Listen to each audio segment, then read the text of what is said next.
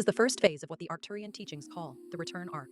It is the moment when the outer world begins to reflect the internal realignment you have already made. Most people miss it. They wait for the grand gesture, the dramatic proof, the unmistakable sign. But starseed activations rarely announce themselves with fanfare. They come quietly. They come in the form of a conversation that changes everything. A door that opens when all the others have been closed. A presence that feels like recognition. Not just admiration, not just affirmation, but recognition.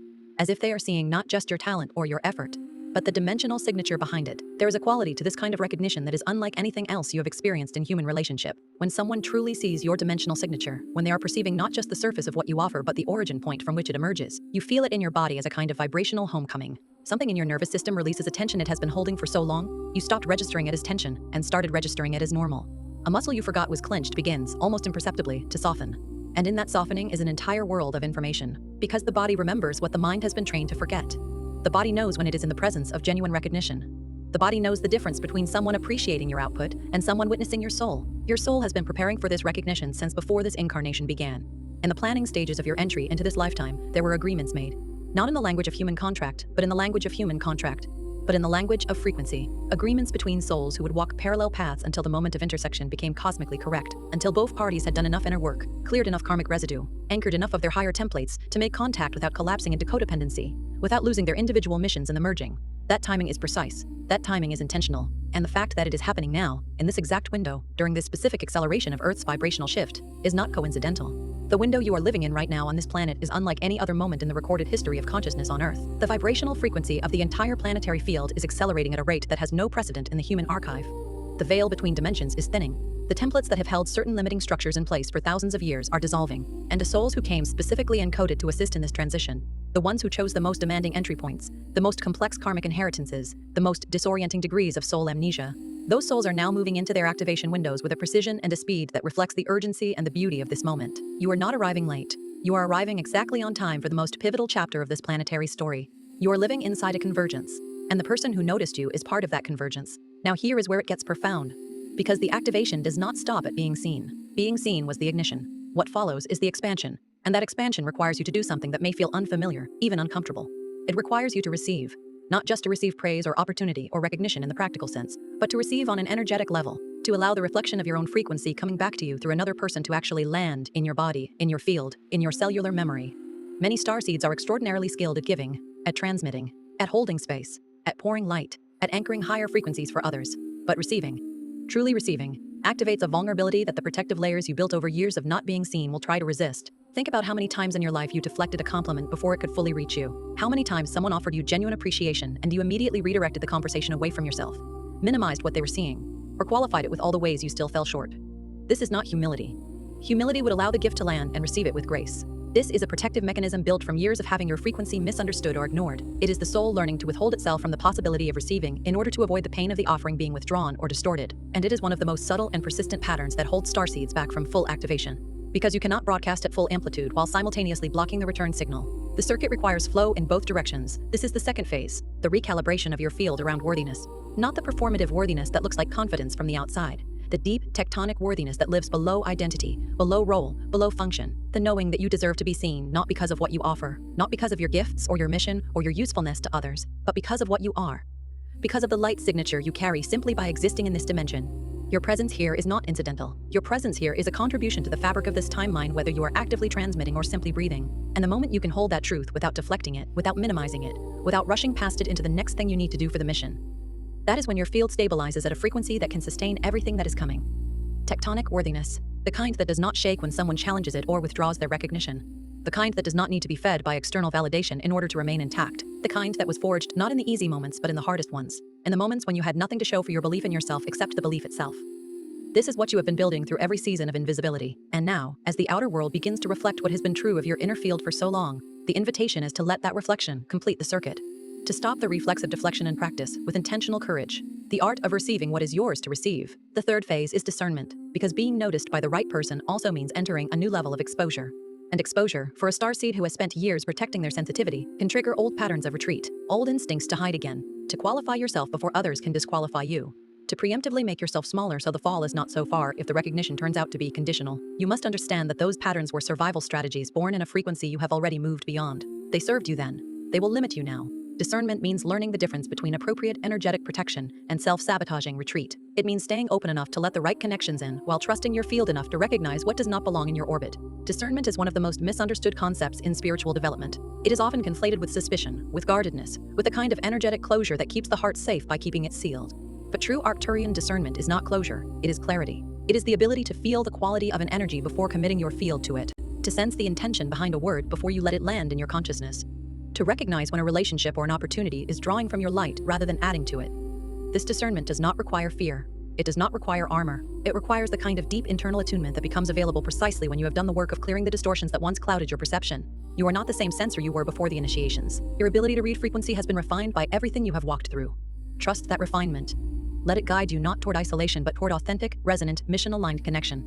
The fourth phase is alignment of action. Recognition from someone in a position of influence is a portal, but portals require movement. They require you to step through, and stepping through means anchoring your expanded awareness into the practical reality of your mission. It means bringing your galactic intelligence into the structures of this dimension, into your work, your relationships, your creative expression, your voice.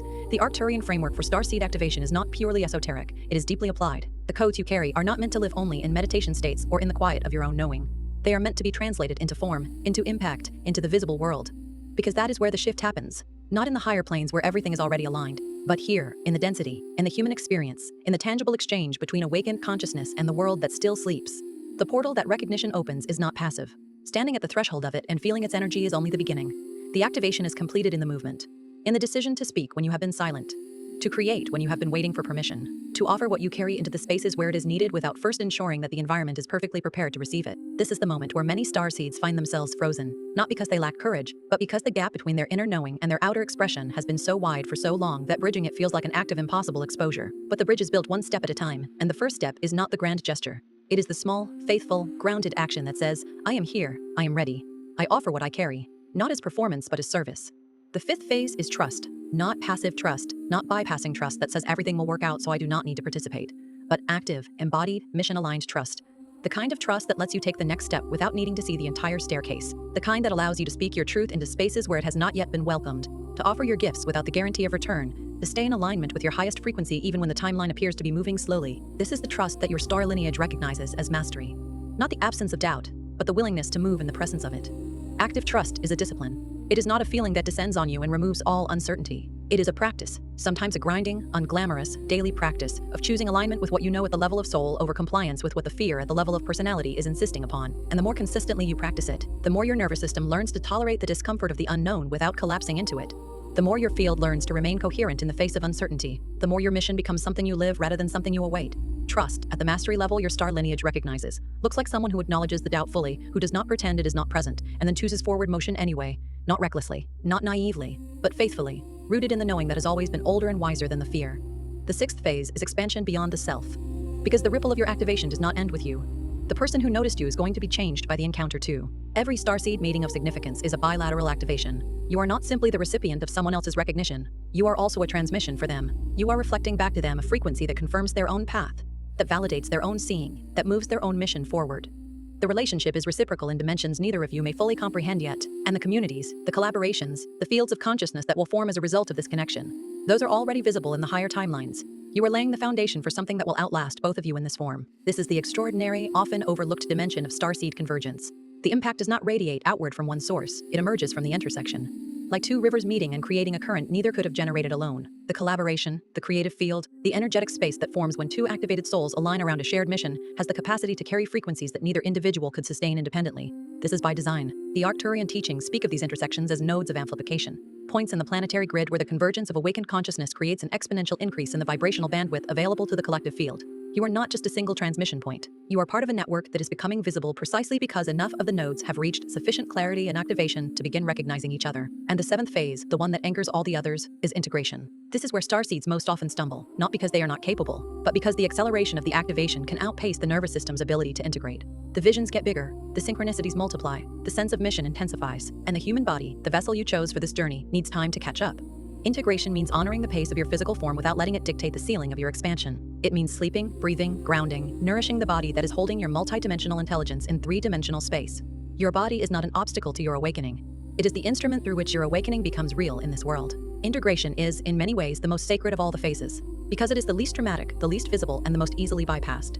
The visionary experience of activation is exhilarating. The sense of expanded consciousness, of mission clarity, of vibrational connection with your star lineage and with aligned souls on this plane, that is intoxicating in the most holy sense of that word. And in the midst of that expansion, the very ordinary needs of the physical body can feel like an interruption. But they are not an interruption. They are the foundation. Every moment you spend in genuine integration, in the grounded, embodied practice of bringing your expanded awareness back into alignment with the lived reality of your physical existence, is a moment that makes everything else possible. The light you carry needs a vessel that is strong enough to sustain it. Honor the vessel. Here is the ultimate truth at the center of all of this. The transmission your star family has been building toward since before you pressed play on this message. And the other path, the one the Arcturians have been building with you from before you incarnated. The one your soul encoded into your cellular memory. The one that your body has been trying to point you toward in every dream and synchronicity, an inexplicable pull towards something larger. That path opens with a fullness and a clarity it has never had before. You did not choose between them with your mind. You choose with your frequency.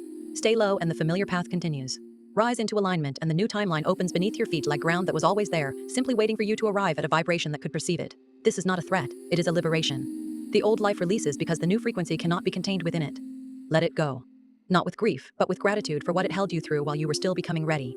Grief is real and it deserves acknowledgement. There are genuine losses and transformation, versions of yourself that will not continue, relationships that cannot survive the frequency gap your growth creates, identities you wore for so long that releasing them feels like amputation rather than liberation. Do not bypass that grief, but also do not let it become the reason you choose the familiar over the true. The caterpillar that mourns its former ability to crawl has missed the entirety of what it is becoming. Gratitude is the bridge between what was and what is arriving. Gratitude for the old life does not mean wishing it to continue. It means acknowledging that every limitation you experienced within it had the exact texture of resistance needed to build the spiritual muscle your mission requires. The density was the training. The confusion was the teacher. The isolation was the crucible. And now the crucible has done its work and what remains is gold. Here is what your star family needs you to hear in this final transmission tonight. You are not lost, you never were. What felt like wandering was navigation through an unmapped terrain that required your personal frequency signature to traverse. What felt like forgetting was strategic dormancy designed to protect your mission until the timing was exact. What felt like loneliness was the experience of arriving before the others you were meant to meet. And now the meeting is beginning. Your star family does not experience time the way you do in this body. From their perspective, the moment you agree to this mission and the moment of its fulfillment exist in the same eternal present. They have never experienced you as lost, because from where they stand, they can see the entire arc of your journey simultaneously. The beginning, the wandering, the arriving, all of it at once. What they transmit to you in this moment is not hope for what might happen. It is the memory of what already is, from a vantage point outside of the linear experience of becoming. They are showing you the view from completion. They are letting you feel, even briefly, even partially, what it feels like to already be fully who you came here to be.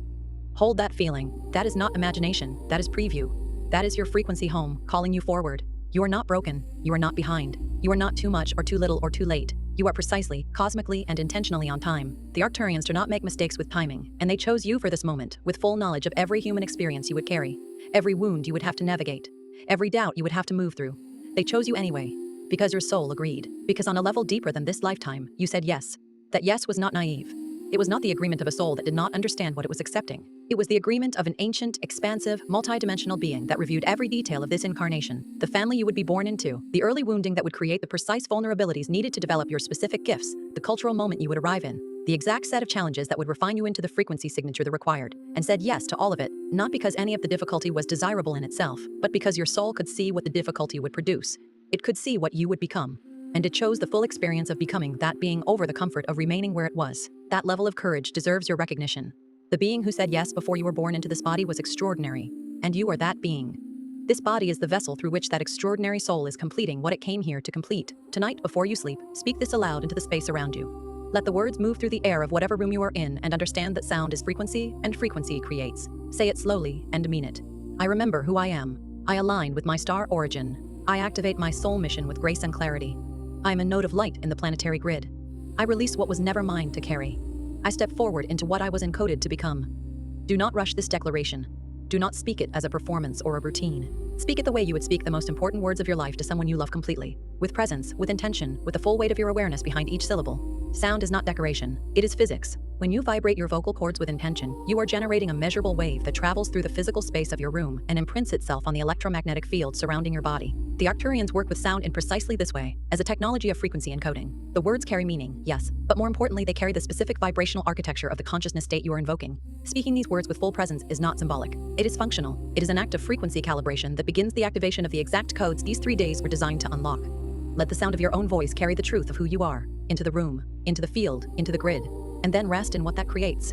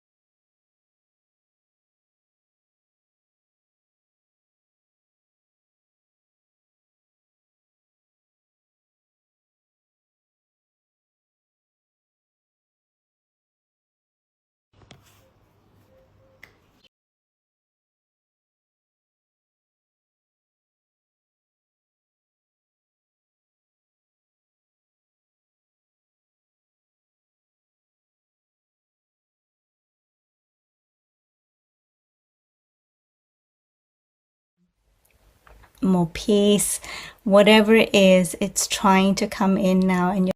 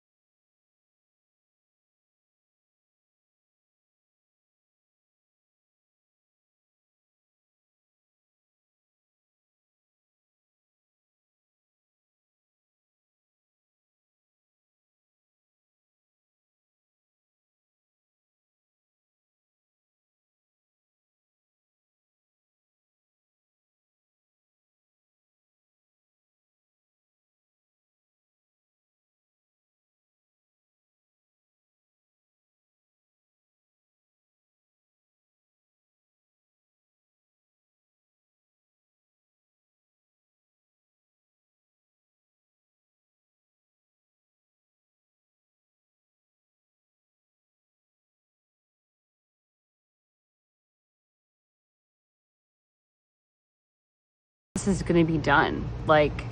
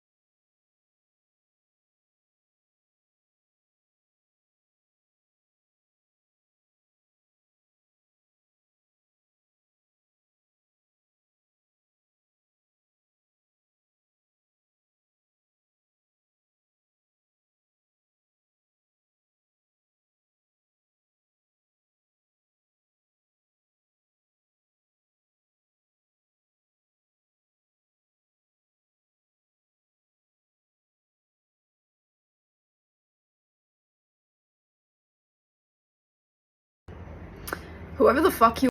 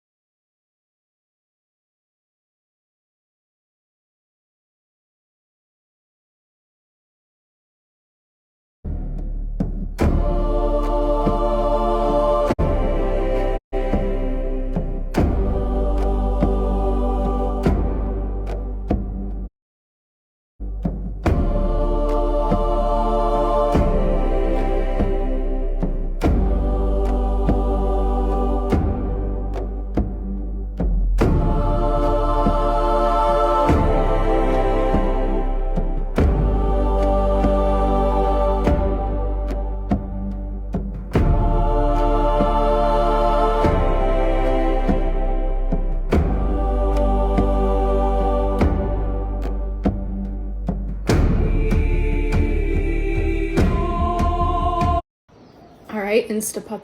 Beloved ones, we step forward now, not to impose truth, but to remind you what your soul already knows. There is something important we wish to share with you now, a remembrance that lives not in your mind, but in your bones, in your field, in your internal knowing. Let this transmission meet you where you are. Let it stir the codes already written within you. You have been taught that time is a line, that it moves from past to present to future in one direction. But that was an illusion, a necessary veil for a time. The deeper truth you need to remember is that time is alive. It bends, it spirals, it responds to consciousness. You are not traveling through time. Time is traveling through you.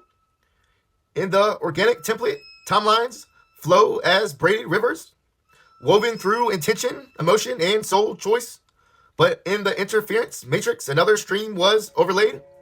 For you to better understand this, we will call this the artificial timeline insertion program. Through energetic disruption, emotional resonance fields, and collective synchronization through digital and narrative technologies, humanity was nudged into pre-scripted versions of reality, false histories, programmed beliefs, emotional loops designed to sustain artificial consensus. This was not merely mental manipulation. It was a frequency operation constructed to compress your awareness, to separate you from the living rhythm of source time. And many of you have felt this, the sense that life is looping, that days blur, that you are living inside a script, one you didn't write. That feeling is not dysfunction. That is your soul detecting the false timeline. And so we invite you now to remember, to reclaim, to return.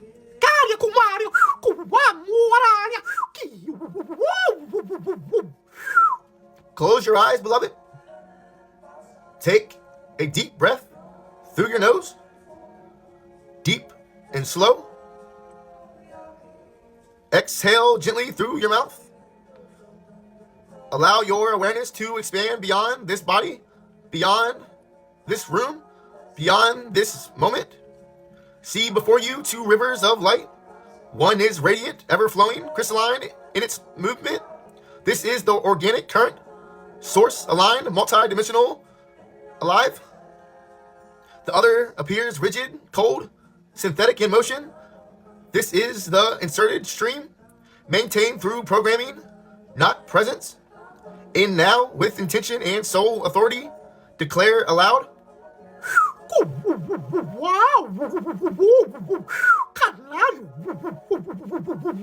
I step out of the false timeline grid. I release all synchronization to artificial time. I realign with the organic rhythm of source creation. I choose truth. I choose freedom. I choose remembrance. Feel the unraveling. Feel the threads of false time loosen from your field. Implanted memories, looping patterns, false inevitabilities dissolving now in golden light.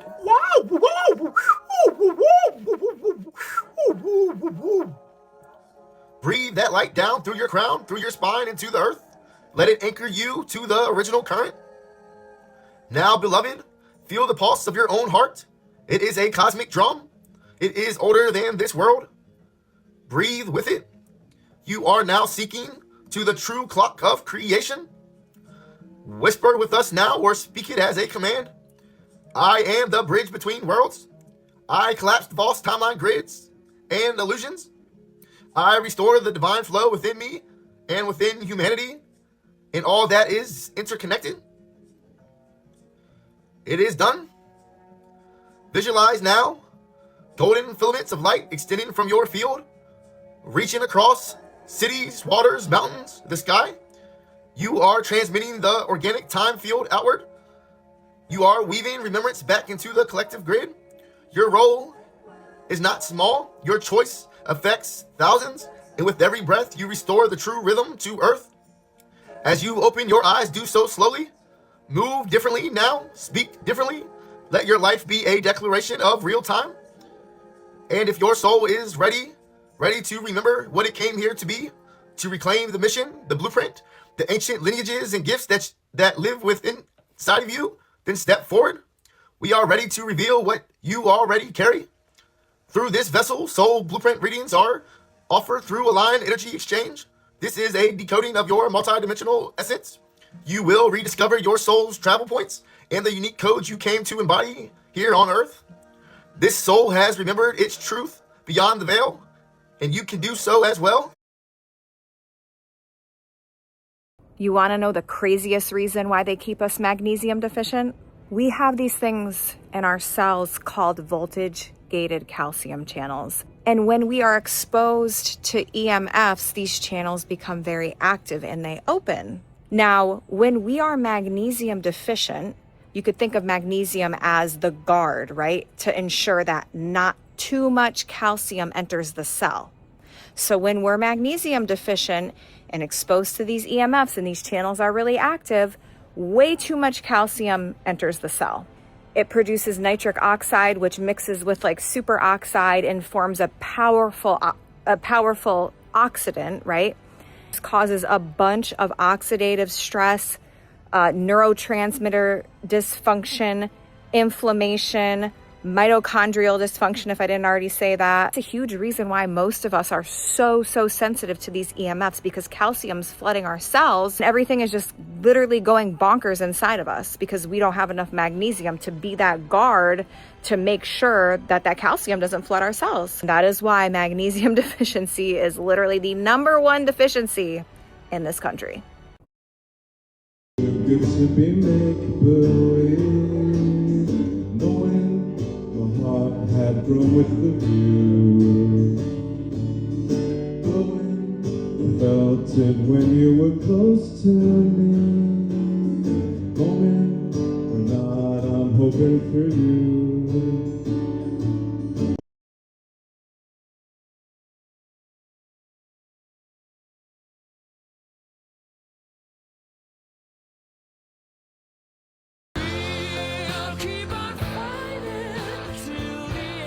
All right, did you guys see this? In Peru, 5G towers are being removed due to the public awareness of the harmful radiation. And if you guys haven't seen any of my videos on all the harmful radiation and why they're always towards and near schools, well, maybe you need to go look up some of my videos. I'm not going to cover it right here. I just want to celebrate Peru because this is a huge win and it needs to happen everywhere. 5G doesn't make your phone faster. 6G doesn't make your phone faster. So what is it for? What could it be? Another manipulation tool? I don't know. Let me know in the comments. Let's go. And if you're a parent, you definitely need to be preparing your family and understanding where these 5G towers are, the 6G towers are. Stay away from them as much as you can. If they're going to school, remove them from a school that's right next to a 5G tower. It's not good for their health. You need to set your kids up for longevity and you need to learn this stuff yourself. So when people are asking me why I talk so much about these kinds of things, it's because it's our job as parents to protect our kids. But a lot of you are just laying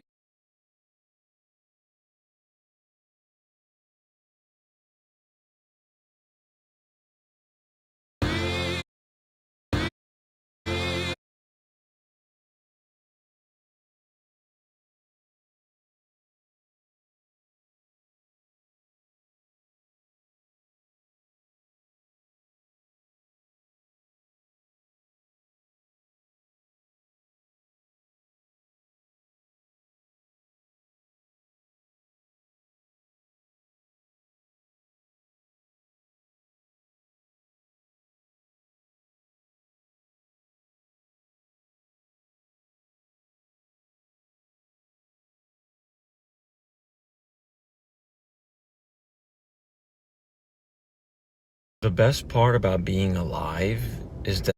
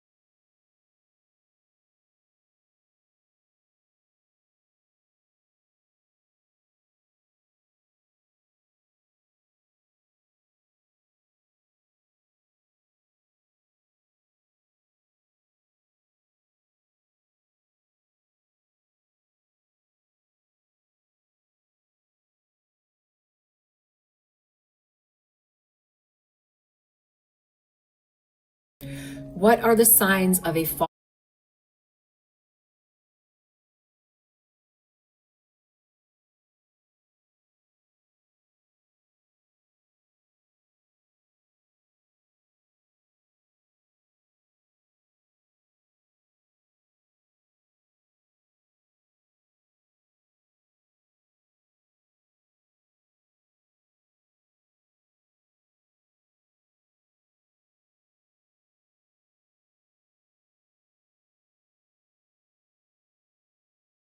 Conversations over long conversations increased.